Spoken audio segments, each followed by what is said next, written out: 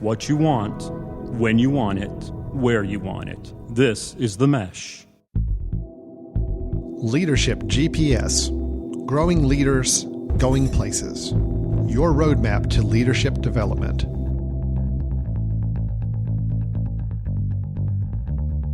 Hello and welcome to Leadership GPS. I am Alan Jackson with the Jackson Group, and with me is Tony Jackson, also with the Jackson Group. How you doing, Dad? I'm fine, son. How are you? Doing fine. The father-son combo team here back again for another episode of Leadership GPS, where we talk about the idea of leadership, some leadership practices, some models to look at, best practices, and just general concepts that we think anybody out there may have some interest in if they are either currently in a leadership position or maybe looking to evolve into a leadership position in the future. Now, Dad, today's episode I'm very, very curious about. You told me the topic a while back, and I've done a little bit of prep work, but not a whole lot because I'm really curious to see where you're going to take this. The concept is the dark side of leadership. Now, either this is something commenting on Star Wars, which may or may be appealing to some of our fans, right? But it sounds like more than likely you've got a different direction you're going to take with this. I'm anxious to hear what we're going to be discussing with the dark side of leadership. No, I came here prepared to talk about Star Wars. Oh, you did? No. Excellent. Great. This is going to be a fun podcast today. So, No, you're right. It does take a different direction. It's an interesting topic, an intriguing topic, and it's one that I'm just getting into myself and learning more about, but it's intriguing to me, personally interesting to me because it makes a heck of a lot of sense. Okay. And it's also very instructive on a personal level plus an organizational level, okay, which is how I think we ought to be addressing leadership development with people. I guess maybe if I told you a little story first. Sure. And see what it says to you. Maybe it can illustrate this thing about dark leadership or the dark side of leadership. Mm-hmm. Okay. And the dark side is a better way of saying it because dark side implies there is a light side out there somewhere. Okay. I don't know about you, but I've always thought the term leader and leadership was a positive thing. When somebody was thought of as being a leader, I thought, good. But, over time, and I've gotten much more comfortable with this, thinking that there are some bad leaders. And there are leaders who do bad things. And there are great leaders who do stupid things. Okay. All right. So that capacity to see that balance here, but not all leaders do good things. Let's put it that way. Got it. Now, I'm going to give you a little story. And the story relates to an actual involvement that I have right now with somebody. And this person I'm thinking of is a leader in the organization by title, by role, and by description. By people who work around him. Mm-hmm. He's dynamic. He's farsighted. He's insightful. He is assertive. Mm-hmm. He's a decision maker. He, at the same time, is thoughtful. He is encouraging, and he is forward-looking. Okay. I think all those all sounds really good. All sound good, mm-hmm. Right? He's about to be fired. Okay. Now, you might ask him a logical question, which you should right now, Alan. Which is why? Why, Dad, would he be about to be fired if he's doing all those good things? Why, Dad, would he be getting fired if he was doing all those good things? Very good. Mm-hmm. Well, the reason is because his dark side overcame the light side. Okay. Right? All right. What I mean by the dark side, those same positive traits that I just gave you. Yes.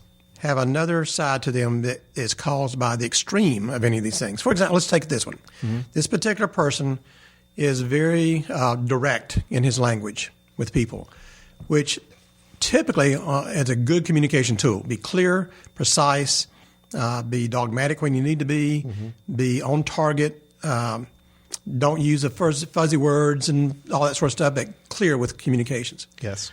However, when this guy gets under stress, timetables get tight, workloads get excessive, he turns that tendency to be clear and direct in language into abusive language to his underlings. So almost too clear and direct to a point where it starts to border on abusive or... Abusive is more like it. Okay. He calls thing. Well, if you think about it, that's interesting because the idea of being clear and direct, that is the most clear and direct out of what his head is thinking. That's right. That he can say to somebody. Well, you can't miss it. Exactly right. Yeah, there's no misinterpreting what he just said. But to the same token, I've heard him say, not in anybody else's presence, but to me, I was talking with him about a situation. So, well, how are you going to get that across to your folks? How are you going to communicate that to them? Mm-hmm. And he said, the simplest way possible, because with my people, you got to dumb it down. Mm. Well, dumb it down is to him a very meaningful term. You got to simplify. Right. Well, how much better would it have been to say, I need to simplify it and put it in bullet points, unmistakable language, Okay. rather than dumb it down? That's really an abuse of the people under him. I got to dumb it down because these people just can't get it. That's what he said. How, So go ahead. I'll let you finish. Yeah, sure. Why would a guy do that who is normally insightful, good communicator, and a positive, supportive person? Why would that happen?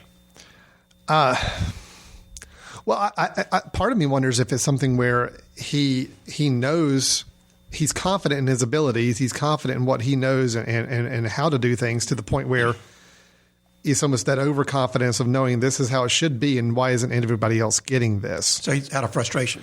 It's a little bit of frustration in that, why can't other people understand this like I do, type of thing. Okay. So it's that boiling frustration where I'm going to be clear and direct, but yet if nobody else is understanding what I'm saying, I have to get even more pointed, direct, frustrated with it. But not abusive. No. I mean, that's what was happening. It's not what should happen, but that's what sounds like it is happening. I think it's a matter of a person controlling themselves, knowing that they've got two hemispheres in themselves, the dark side and the light side of leadership. Right. A leader is the only person in a dynamic in an organization charged with getting it right. Okay? They're the only ones that has to look at it and say, how should I communicate this? What's the best way to get that message across to this group of employees or to this individual? Now, let me just hint at one thing for you. I see the dark side of leadership from two angles, though. And the one we're talking about is that tendency to go to extremes in either of our personality styles, if you would, okay, Right. either hemisphere, to go to extremes. Again, take the introverted, thoughtful, deliberate person. Yes. Slow to speak, thoughtful, so on. Someone who really processes what they're going to say, what they're thinking about it. They're very intentional with their words. And would you think that's thoughts. a good leadership trait? Sure, absolutely. Okay. But when the person never gets to making that decision, drags it out beyond the point of reason. So to the extreme of thinking things Doing those good through things. and being very intentional, to the extreme of never getting things done That's or right. never getting things out. That's right. Okay. How about having high self-esteem? Is that a good leadership trait, you think? It is a good leadership trait, but I can already tell that where you're going with this dialogue, that's right. another one where if you were to push it to the extreme, it could be a bad thing. Arrogant. Yes, Arrogance. right. That's exactly right. What about a person they're very positive, I think, excitable? I want a leader. I want to work with a leader who gets excited about things. Okay. Pumped up. That is a very good positive thing. It is. Yeah. But what's the negative there? Let me think. The negative there would be almost so enthusiastic that they miss the details. They get ahead of themselves. They're not thinking actions through. Is that That's part of it, but also volatility okay? and perhaps even getting to the point of being explosive about things. You know, Right. they're very excitable. So boom, boom, I just can't. Boom, boom, boom, boom, and Right. they overlook things like you're talking about. But in that course of being excited, they tend to overpower people with it. Right. No, I can definitely see that. I can see people that sometimes the enthusiasm's infectious and it's good, but there are those times where you encounter people where it's just too much enthusiasm. It's hard to follow them sometimes. It's hard to follow that train of thought. And they may be down this one direction, but then tomorrow they may take a completely different angle and go in a whole different direction because they're excited about something else. Sure. And, Sure. Okay. Let's take one's a little bit more arcane here, but I think you can relate to it because you're a very imaginative person. Imagination is a trait. Right. On the positive side, it helps a person be what? Creative? Creative, thinking outside the box, not Innovative. feeling like they have to stay within certain boundaries That's all right. the time. That's right. It opens up possibilities, doesn't it? That's a great Yes. leadership trait. And in fact, it's a great one to imbue with people around them because they need to get people thinking outside the confines of their areas and their jobs. Yes. What's the dark side?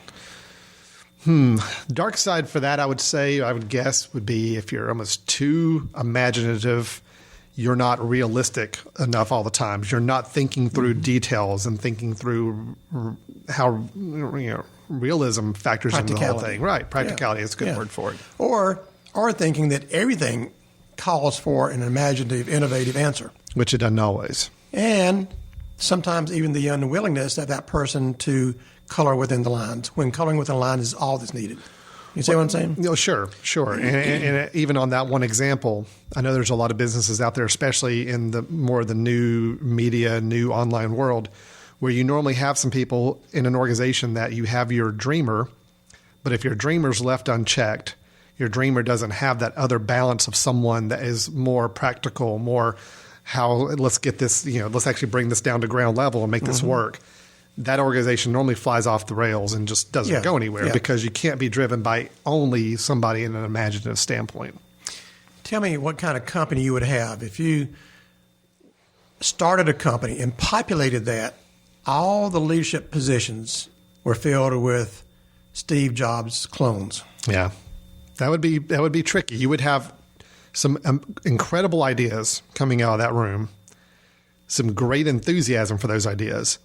But I could see where either the egos, the imaginations are going to clash. They're not going to be able to come to a consensus. They're not going to be able to get something moved down the path the right way. Yeah. It's been said, and I know the recent books and everything extol the fact that Steve Jobs was not easy to work with, to say the least. Mm-hmm. But a great leader? Yeah. Sure. Innovator? Absolutely. World changer? Absolutely. Mm-hmm. But to work alongside of him, that's probably where his skill and his need to be creative and imaginative, he didn't see it develop in others. Mm-hmm. He was approaching from the standpoint, I can see it, why can't you? Right. What's wrong with you? You know? Maybe that was at hand there. Maybe it was the people didn't move fast enough, or maybe the people think, well, what we've got is good enough. Mm-hmm. Whatever it was that brought out the dark side of a Steve Jobs, it works against him. Not to the point of not fitting his organization and all that, but the fact was that he was a tough person to work around. Right. From all indications. Now, agreed. Yep. My question would be, though, is that, you could also argue, and I know we use Steve Jobs a lot as an example in the show, probably just because more recency issues and because Apple right now is just still wildly successful out there. Well, mainly because you adore him. Well, that too. Yeah, that's it. But the question I would have is, okay, so Steve Jobs had a dark side, and it may have caused some problems, but Apple right now is either number one or two most profitable and biggest company in the world because of his leadership. Absolutely. So absolutely, there's a dark side. Can the dark side be a good thing in situations? Can it be used for good in some situations? Or how do we need to make sure we always balance out the dark side if we do have that dark side? Because I got to imagine every leader has something that could be touted as the dark side. There's always something that could be to that extreme that it could be damaging. Are you saying it's a good thing to use our dark side sometime? Well, I'm asking you. I hope so. No, I asked that question. Oh, did you? You asked that? My answer then would be, sure, yes. There's got to be a good way to use the dark side. So if I'm a leader and I could realize that, yes, this is something that I have as a trait, and it may be going to that extreme, it may be something where, okay, this could cause me problems. Right. Is that something I can use to a positive benefit? Should I be trying to use it to a positive benefit, or what do I need to do to counteract that? Well, let me again tell you a little story, not a story this time, a quote that I heard one time. All right. It's about Jimmy Carter, a president who had Jimmy Carter. Yes. President Jimmy Carter had his ups and downs, okay? Some people admire him for his stability as a leader and his low-key approach to things and his ability to collaborate with people and to get people commingled on things, right? He once said something, this is paraphrasing, but Jimmy Carter once described himself as not being an effective president or leader, not being an effective president or leader, because he didn't embrace his dark side, and he thought it made him be a wimpy leader. Now, the dark side to him was being bold when he should be bold, being forceful when he should be forceful. So I'm going to play a little couch psychologist here. Okay. So if he is feeling like he was not an effective leader because he didn't embrace his dark side. Right. And many people... Some parts of his dark side. Right. Some people believe that Jimmy Carter was a very thoughtful person, very intentional leader, and that he really did think through his ideas and think through what was important to him. Right. And it could be argued, too, that he was a good collaborator. He worked well with people. What it could be, he's saying, is that his dark side was, like you said, that assertiveness. He should have been, or felt like in hindsight, he should have been more assertive, even though he saw that as a dark side of his leadership. He saw it as being too bold. Okay. Assertive to him was probably seen as too bold. All right. All right. Or, and put it in our work roles every day. that we both work with directors and managers and VPs and that sort of stuff in organizations one-on-one. I'm working with one right now as a director in an organization who acknowledges, he said, I am not good at dealing with sticky issues with individual employees. Okay. My question to him was, well, when you have a sticky issue, so suppose it's a person in the department who's not doing well, doesn't play well with others, he's not a good team player, is aggravating, negative to be around, and therefore affecting the morale of the whole group. Mm-hmm. How do you typically handle that? His first response to me was, well, usually I don't until it gets bad enough that I have to do something. I said, fine, then what do you do then?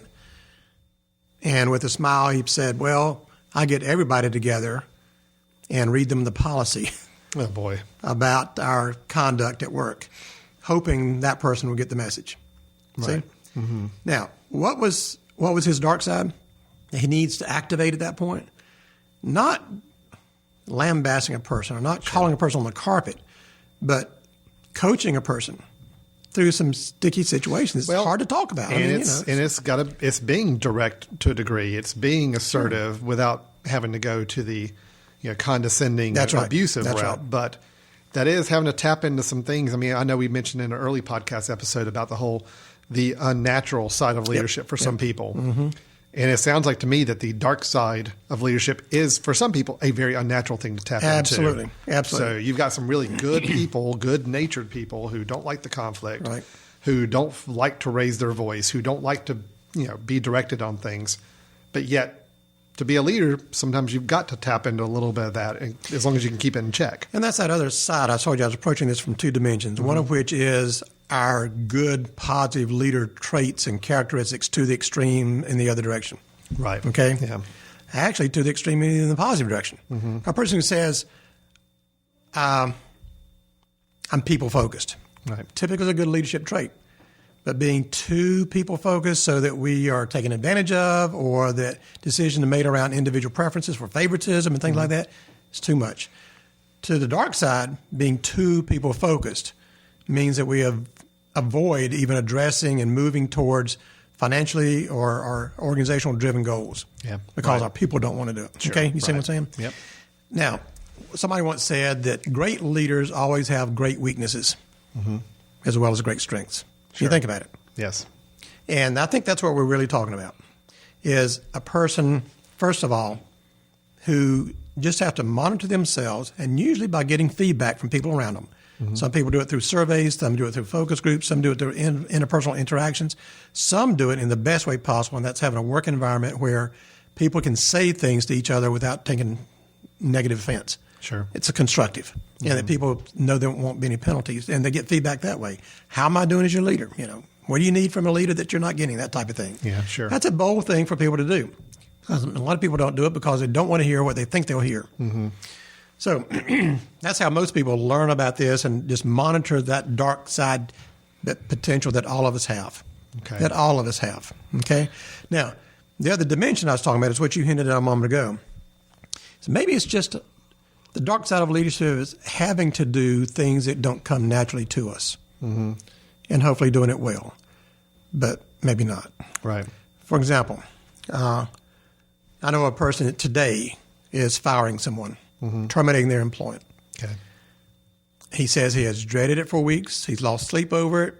He doesn't know what to say, how to handle it. He actually wrote out a script, word for word, for him to read to that person, which is the worst thing you can do. Sure. Can you imagine me sitting down and firing you and saying, "Good afternoon, Alan. I'm glad you're here. Thanks for being here on time. And you sure look nice today, by the way. You're losing your job." I say just send it to me as an email. That's right. Let's save each other the heartache at that point. That's right. Yeah. Mm-hmm.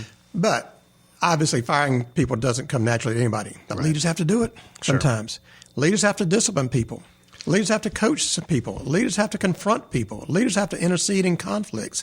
Leaders have to nudge people in directions they don't want to go, and be even manipulative about it sometimes. And those people have difficulty doing those things that are people-focused. So sometimes the dark side of leadership is just simply coming to grips with the fact that sometimes we got to do things that aren't naturally us. Well, do things that could be perceived as mean or bad, or I hate putting those simple terms on it, but some people, that's the way they look at it, is that's something I shouldn't do, or I feel very uncomfortable doing, or I don't want to do. Well, but yet they are things we got to tap into occasionally to handle. To put it in the words of a manager I once worked with fairly recently, and she said that people get away with things in her department because she's too nice. Yep. I mean, that's as clearly said as I can imagine it to be. Yep. Nice is a good trait to have, is for anybody. Too nice so that people are abusive of that relationship. Extremes. That's Yeah. extremes. Yeah. The inability of that person because they don't want to offend somebody because they want to be nice. Mm-hmm. The inability to confront people who are getting away with murder, who are not doing their job well, in a coaching sort of way without blowing it. Yeah. That's their dark side. Got it. Okay. I'm going to interrupt you just for a quick Sure. second. Give me a 4-digit number. Any four digits. Four-digit number? Mhm. Yep. Any 4 digits. Just in whatever comes to mind. Doesn't have to be a part of my Social Security number. or No, anything like no. that. Okay. I mean, it can be if you want it to be, but no. 9861. 9861. Yep. Okay. The contest code for this episode is now LEAD, LEAD, 9861. Wow. See how we did that? What contest are we talking about? We're giving away an iPad. Did you not know about that? I knew that. Yeah, I read it. It's a great Anybody thing. listening to the show here, you can go on our website, go onto the mesh.tv website, and click the contest button, enter the code LEAD9861, and you have another entry into the contest. We'll be doing that Good. drawing very early April. So, All it right, should so be kinda both fun. those things, LEAD, LEAD. Yep. Case sensitive or not, doesn't matter. It's not case sensitive, but it is one word, LEAD9861. Okay, and Just one 9861. code, 9861. And just to make sure all the listeners out there, among the millions that I'm sure are tapping Yes. into this when it plays, that is not part of my Social Security Okay, good. number. Good to know. So those of you hacking out there, go ahead and take the 9861 combination out of the equation. That is not in there. So good. So go to themesh.tv and register, and we'll hope to be announcing a winner in April. Hopefully, we'll see if it's one of our Leadership GPS winners or one of the ones from another show. That'll be kind of fun to see who gets it. We'll get back to your show in a moment. Just a reminder, you're listening to The Mesh, an online media network of shows and programs ranging from business to arts, sports to entertainment, music to community. All programs are available on the website as well as through iTunes and YouTube. Find out more at themesh.tv and give us feedback on what you like. And now, as promised, back to your show. Hi, this is Alan with the quick announcement about something really exciting going on here at The Mesh over the next couple of months. The Mesh is celebrating its first 6 months of operation by giving one of its listeners an iPad 2. And the more you listen to The Mesh, the more chances you have to win. Here's what you do. Listen to any episode for any of the shows that we have on our Mesh network that we post between January 1st, 2012 and March 31st, 2012. At some point during those episodes, and that includes the one you're listening to, you will be given a code for the contest. Write the code down, visit the Mesh's website at themesh.tv, and you'll be given instructions on where to enter your code and an email address. You can enter one code per episode with your email address. So if we post 100 episodes between January and March of this year, and you listen to all 100 of them and get 100 codes, that means you'll have 100 entries into our contest, 100 chances to win that iPad. There will be other information on the Mesh's website about this contest, other rules, regulations, some other legal jargon we got to put in there. That's all on the website at themesh.tv/contest. That's where you can enter your codes, and you can also read a little bit more about the contest itself. We really are excited about this contest. We're excited about giving one of our listeners a great prize. And we just want to thank everybody for an incredible first 6 months of The Mesh. We look forward to providing you with outstanding content for many, many more months to come. Thanks.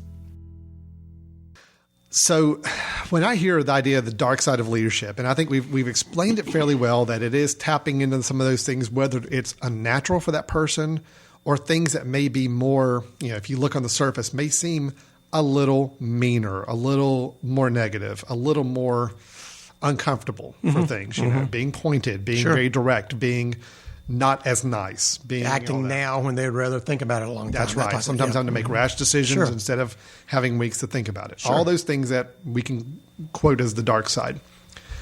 When I look at some leaders through history, through other examples, it could actually be argued that some really, really effective leaders, like the Steve Jobs example, are ones who have successfully embraced their dark side and use it as a power wedge, use it as their ego has basically fed that dark side where they are now in a position of power as a leader over years of success or things just working out the way they need it to work out, where now that dark side has almost become, the way they do things, and they've made it work for them. You know what I'm saying? Yep. I mean, I hate to go even more extreme historically, but you've got people like Hitler, you've got people like dictators. Sure. That their whole thing is they have fully embraced that dark side of leadership, and they're using it. They're using it. Now, of course, we can look at some of these things, like those examples, and of course, we can look at a Steve Jobs and say, wow, he was really mean, or he did some bad things. But they were leaders, and they did some very, very powerful They got the job leadership. done. They got the job done. Yep.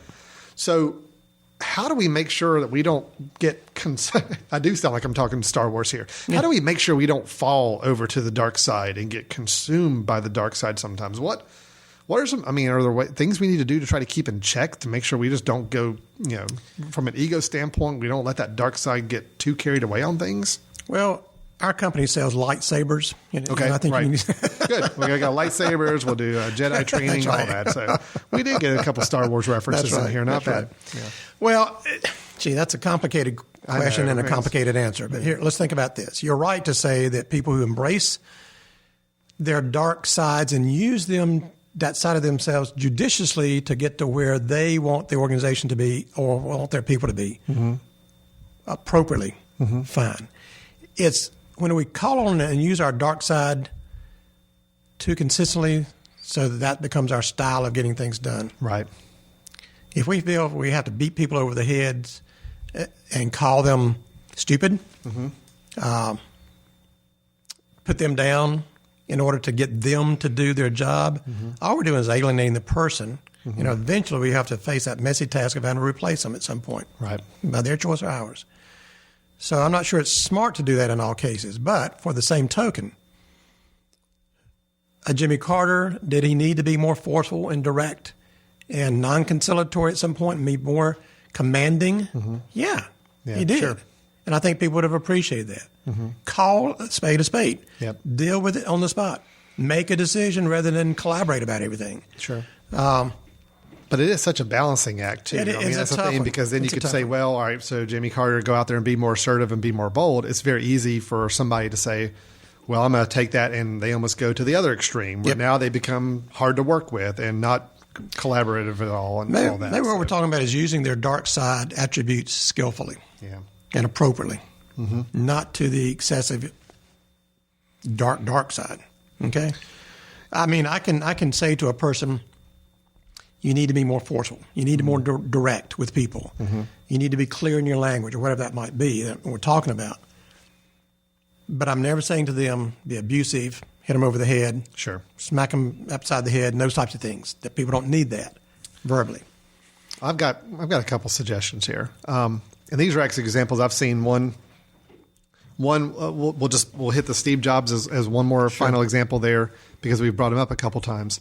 The things I've read about Steve Jobs and his leadership style over the years is that it seems like after a while, and this is based on the biography and other articles have come out. It seems like after a while he started to understand his dark side. He understand it. He recognized it. Sure. And it did sound like over the years he made some efforts to get that a little more in check. He was still a very forceful person, still very direct. But it also came to a point where many people have had encounters with him would say that, the first time I met him, he was very condescending, Right. very pointed. But then once you start to work with him, you have a very collegial relationship. There's more respect. He's more respectful. I think he still used it as a filtering system with people. He wanted to weed out the weak ones. He wanted to weed out the bad ideas and get to the good stuff. So it does sound like from the 80s through the last 5-10 years that he did evolve that dark side and know how to manage it a little bit better and knew how to use it and when not to use it. Yeah. That's the impression I got from everything I read. But now so it sounds like awareness was kind of the big thing for him, just understanding this is something I do. I can use it for the right reasons and make it beneficial to the organization, but I've got to keep it in check at times too and not get carried away with it. And just as a side note, I think you're right on to something there because it's a widely accepted and known fact that entrepreneurial people, purely entrepreneurial, the builders, the creators, are lousy managers of what they've created and Sure. built. You know, they love to design and build the castle, but once it's built, they don't want to live in it. Yeah. And I think that was Steve Jobs. That's probably that transformation. That It is. He said, if I'm going to live in this place, Yeah. I need to, whatever. That's right. Okay. And then it's also making sure that you've got people around you as other leaders that can complement and help counterbalance maybe your dark side at times. Yep. And I'm going to use you as an example Oh, on my this gosh. one. Yeah. This is a good example, right? No, it's a good example, Okay, but I think okay. it plays into what we're talking about. You gave an example earlier of a possible dark side that leaders fall into is the creativity and the ideas and the enthusiasm and saying, let's go do this and let's go do that. That's something you have a trait of, I have a trait of. I think we both share in that we like coming up with ideas of what are some new things we Yep. could do. Yep. You've had a partner in business for 30 plus years, my mother, your wife, that have worked alongside you, Yep. who I think helps to balance out a little bit of that dark side. She is the realist. She can think things through and say, all right, let's take that idea and figure out, can that work? Can we make that work? How do we balance that out? And that's something I know when I've joined the company and got part of the family business, that was always that dynamic that was always really interesting. You may come in one morning and say, I came up with 5 ideas while I was in the shower this morning, and let's go try to do all 5 of these ideas. A good leadership trait, but it also could be a little overbearing if not countered. But then you've got your wife who can say, all right, well, let's think through project 1. Let's think through project 2. Let's kind of think a little more realistic about it. And that's something I've noticed that it's a good partnership to have. So it's almost like making sure you've got somebody in your leadership team with you that if you recognize this is something I can go a little extreme with at times, I need to have somebody there to help rein me in, balance it out, or help counteract that to make sure I just don't go completely hog wild with that dark side. Yeah, darn it, you're right. Yeah. All right. No, let me tell you why. You're exactly right. Mm-hmm. Okay. But it also means there has to be maturity on both sides of the sure. fence for that person who is the 5 ideas in the shower type of thing. Absolutely. Which I think is a paltry few in my shower. That's a slow morning, so I understand. I had 8 this morning, but That's just right. let you know, so. There has to be the mutuality where those ideas aren't squelched. Right. You know? Yes. That's what has to happen in a partnership arrangement with anybody. Or building a team around you. Steve Jobs and Myers simply saying, man, I hear you and that sounds great, but have we thought about, or what is this a good timing for that?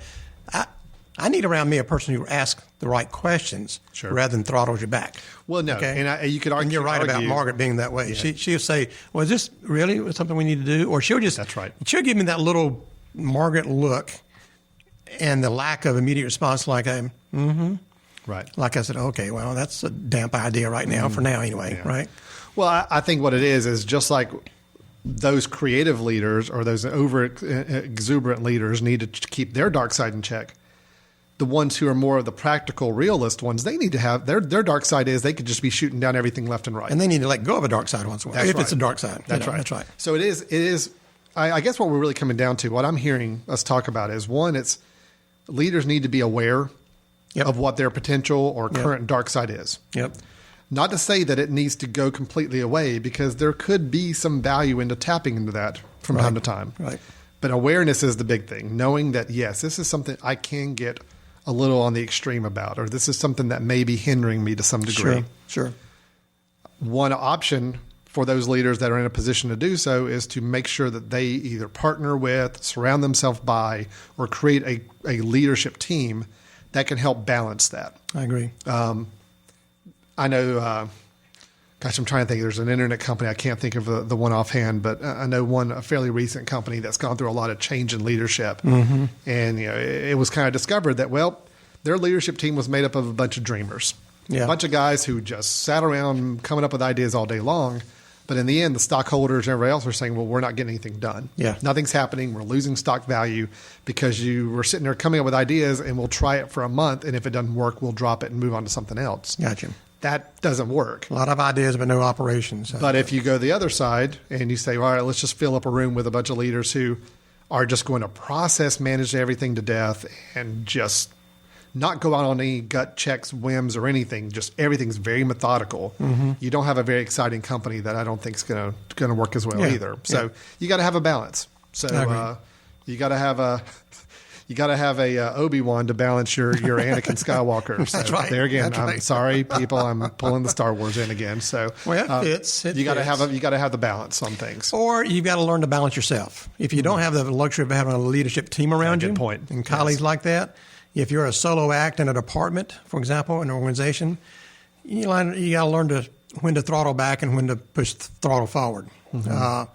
It's like when I used to fly planes. I love flying planes for the excitement of it. But you know what? There's an art and a science to flying planes, and there's a time when you ram the throttle through the firewall, and there's a time when you crank it back. What's healthy and what's not. That's a determination a lot of leaders have to make. Is what fits best this situation. I have capacity in both sides. What I've got to throttle back or be mindful of, and I think it's mindful leadership, is which term we use a lot, being mindful of what fits best right now out of the capacities I bring to bear, both dark and light. Yeah. Okay. And either one, light or dark, can go to the extremes. We have to guard against that. But it's also a matter of choice of what I have capacity to do. I need to apply it now, but do it well. Okay? Remember, great leaders have great strengths and great weaknesses. There's a balance there, and we have to recognize it. But let me take one final step further, okay? I just have to say this. It's true I work with a lot of individuals, but I also work with organizations who employ those individuals. Every leader in a designated position's leadership is there for one reason. Somebody has put them in that role. I think there's two huge mistakes that organizations make when putting somebody in a leadership role. The first, and the most common, is assuming what they did so well in their previous job automatically qualifies them to do a totally different set of skills in their new job, the set of skills as a leader. They're not automatically transferable. They're not a one-to-one correlation in all those cases. Sure. The best technician does not make the best leader of people. Right. Got it. The best technologist or mathematician or whatever it might be, the craftsman or anything else, craftsman who loves working their hands and seeing concrete things come out of their work, to put them as a leader of a work group who has to think about where we want to go down the road that's not yet visible to anybody without tangible outcomes, doesn't fit as well unless they can make it fit. Sure. So first of all, we need to be better at putting people in those roles of leadership based on what they have capacity to do. Second thing is, I think we have to, as organizations, make it a concerted effort to define what is good leadership in our organization and what is bad leadership. I think they have to acknowledge and sketch out the light side of leadership and the dark side of leadership for people, because people need to make those distinctions. Well, and everybody's own opinion of what my leadership style, whether it's good or bad, can be very different. Yeah. That person who goes around calling everybody stupid for whatever reason, maybe thinking to themselves, well, that's what you got to do as a leader. You got to tell them what it is. You got to be direct, and I'm just being as frank and honest as I can. Where the corporation or company can be the ones to say, you know what, we're not going to demean our employees. That is a bad side of leadership. We're not going to embrace. So, A great example. I'm working with a guy I've been working with for 2 years now, and he's a perfect leader from a growth standpoint. He's learning so much. He's acclimating himself. He's pushing the limits in terms of pushing himself to be a better leader. He came from a purely military background. 20 years in it. Sure. And he is heading up almost a paramilitary-like department in an organization I work with. And where things have to be decided quickly, on the spot, boom, boom, boom, boom, and very little variation. You don't have to get people together around a table to talk about every decision, all that sort of stuff. They have to be done. Right. So it fit his nature. But he's also managing a group of like 25, 28 people, and turnover rate at one point was very high. Sure. And the reason was they said, well, don't like working with him. Right. He's too demanding. He's so black and white. He doesn't involve us in decision making. It's such and such. But in talking with him, the first thing out of his mouth was, "That's how I was trained." That's how I was trained, and that was the military model. And it worked in the military, and it worked in a lot of organizations where that's acceptable practice. But in this particular one, it wasn't, because it's a people-dominant type of organization. Well, we work with a lot of smaller hospitals from time to time as well, or other healthcare organizations. And, Right. I've actually seen, and I'm sure you have too, where people have been brought to work at a smaller, maybe more community-based healthcare center or place Right. from a larger city Good point, or a yeah. different industry. And it's a tough culture shift because they're coming in and maybe they were used to a very certain pace of work with high energy, and just you go out and you call these quick meetings and you tell people what to do and you go to the next project. And sometimes that didn't always fit. The organization is more of a, well, no, we do this way. It's not quite that same directness, that same approach to things. I see that a lot with people moving from large industries or large cities to a smaller city, smaller type of industry. You're right. You're it's a challenge. It's a transformation. So Yes, the sir. organization, like you said, has to be the one to say, this is the type of leadership we want our team to have. This is what we don't want them to show. Yeah. And make sure everybody's on the same page, because otherwise everybody's left to their own opinion of how they're doing on things. And to complicate that, if they're left on their own, and the absence of feedback from them or their staff, from leaders Right. above them or their staff about, you're doing great, this is exactly right, or nope, we don't do that here, or Yes. that had this negative effect. In the absence of that, they keep doing things that they've been doing the way they've been doing it, because it's like walking through a minefield. I stepped there, I didn't get blown up, so that must be okay to do. Sure. Step there, okay, that step's good too. Okay. That third step, I there. just got blown up there, That's so I right. need to step Don't do back. that again. Don't ever do that one thing That's again, right. but the other ones were okay. And learning by default rather than learning by design. Okay. And I'm much more in favor of an organization developing their leaders by design. Here's what we expect. Here's the light side of leadership, and here's the dark side of leadership in our culture, our world here.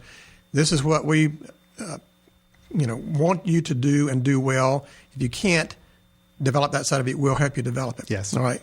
And then give feedback about that to people. You're doing great, or you're doing well, or let's rethink that, how you came across to people. Dad, is the idea of a leader that you gave the example earlier, that if they don't have the capability to surround themselves with other leaders Right. that can complement them, if they're kind of on their own in a leadership role, Sure. and they're really just trying to have them to work on balancing that good and bad, light and dark type of leadership traits, is that where ideas like mentoring and kind of having coaching relationships could come into play and help with that? Having just an outside source to kind of let them know this is what we're seeing. And this Well, is what you're outside or hearing. inside. I mean, Yeah. I'm even though we do external consulting, leadership consultation, and coaching, that's fine, and that's it's a great thing to do, we think. But the best coaching typically comes from within. Okay. If you got a person who is good at that Right. above you, a trusted, respected person who can know the difference between coaching rather than directing and telling. Sure. Okay. Leading and that type of thing. Good. So, yes, that's where it can come from. But as a predecessor to that, there has to be the acknowledgement of that leader or the person above them that says, that was not correct to do. Yes. There has to be an awareness of the dark side, and that the person's using it inappropriately rather than appropriately. Okay. So the models out, the teaching message out today, we all have light side and dark side. If we're in a leadership role, we're in there usually because we show more of our light side. Sure. We got to be aware of the fact that our tendency can be, in certain circumstances, to activate our dark side. Yes. In some cases, embracing the dark side is a good thing, used skillfully, Right. appropriately. Other times, it can get the better of us and can be our undoing and can be a derailer of our career. If we get known as a person who's always in your face, too direct, demeaning to people, can run the good shop but can't lead people, that type of thing, we're not going to have a job as a leader very long. Right. Sure. Okay. Very good. I think I get it. It's a great topic. It was Yeah, it very was. interesting. It's That was kind of an interesting one. And it is. I'd encourage people to read about it if you come across it, to listen to this, ask your own questions. I'd love to get some emails from people about Sure. this whole topic. And because it's when we do leadership consultation with people and our drive leadership process that we put in place, our framework for developing leaders in organizations, a big part of that is assessment. And we use some tools, some online tools. And that is the genesis for a lot of people to understand, gee, I have other capacities inside of me, and I also have the tendency to be extreme in things that come naturally to me. Right. That can be bad and harmful. Again, I'm a nice person, but nice people have inherent disabilities when it comes to being able to be comfortably and confidently direct Yeah. and confrontive of people and to solve problems with people. Okay. Okay? Very good. Good topic. Well, this has been Leadership GPS. I'm Alan Jackson. With me is Tony Jackson. Thanks for listening. We're all part of the Mesh Network here, and just happy to be a part of this network of online media and podcast shows that are available for download. You can visit us at the website, themesh.tv. And of course, we're on Apple iTunes. If you're not listening to us there, you can easily subscribe to the shows and check out all the other shows that we have on the Mesh Network as well. We just put up a really good episode of our customer service program just the other day, talking about some of the trends happening that we're anticipating in the customer service world going into 2012. Great. Kind of interesting to look at how that world is changing and how we need to be receptive to that in the business world. That's with Ed Gagnon? That's with Ed Gagnon for Customer Service Solutions. Yeah. So Stepping Up Service is a great complement show for those of you in leadership. If you're in an organization that is really honing in on customer service and what you can do from a culture model standpoint, that's a great show to listen in on that as well. Right. And a lot of other shows there, so check us out there. If you have any questions or feedback for us, we do have a phone number for the Mesh line where we invite you to call and leave a voicemail if it's something you either just have a question offline or you'd like to call and leave a message, and maybe it be something we can play in a future episode and address. That number is 828-619-0048. And you can also reach us by email at info@themesh.tv. So a lot of different ways to contact us. We have gotten a couple nice notes from some people in recent weeks, people listening to the show that are really enjoying it and getting some good work out of it. So we hope to continue that and be a future resource for you as well. So with that, I will sign off for Leadership GPS. Alan Jackson. And Tony Jackson. Yep, thanks a lot for your time. Thank you. All right, take care. Bye-bye.